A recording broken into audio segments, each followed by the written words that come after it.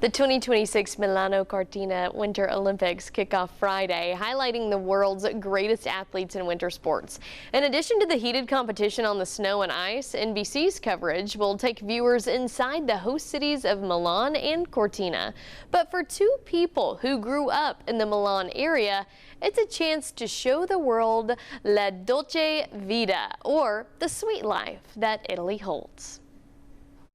For Amalia and Massimiliano, East Tennessee is where they make their home now, but the two each grew up in one of the most celebrated countries in the world, Italy.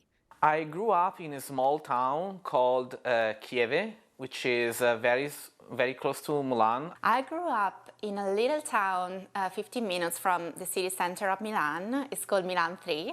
Amalia worked in Milan's thriving fashion industry, while Max, as he's known to friends, studied around the country before coming to the United States. I started an internship in Giorgio Armani when I was about 22.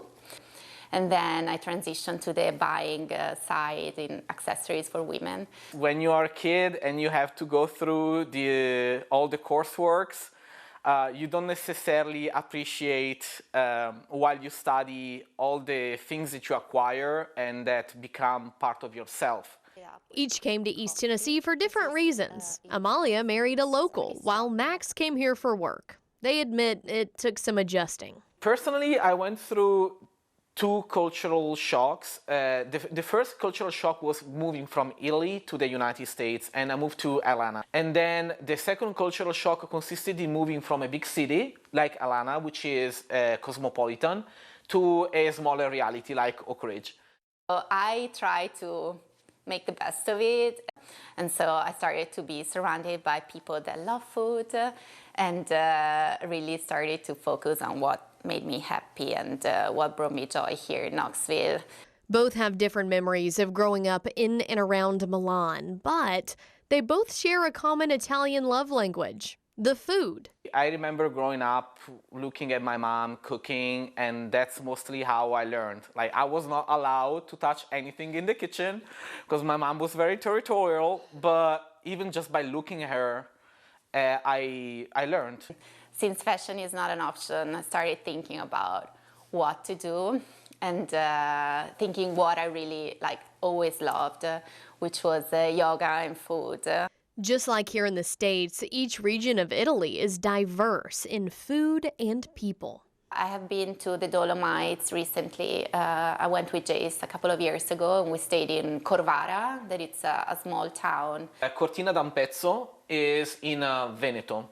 Veneto is the same region where you have Verona and Venice. So Verona is the city where the closing ceremony of the Olympics will be hosted. Both say they're excited to see Italy host these Winter Games and hope the world will say Viva Italia and embrace the country and people that are in their hearts. There's a lot of culture and museums and events. It's so, energizing to be in Milan. Living abroad as an Italian is also an opportunity to rediscover yourself and your country as well. Amalia's love of cooking Italian foods led her to start teaching classes, and that information is on our website. Max says people are always surprised when he tells them he has never visited places like Venice or Naples.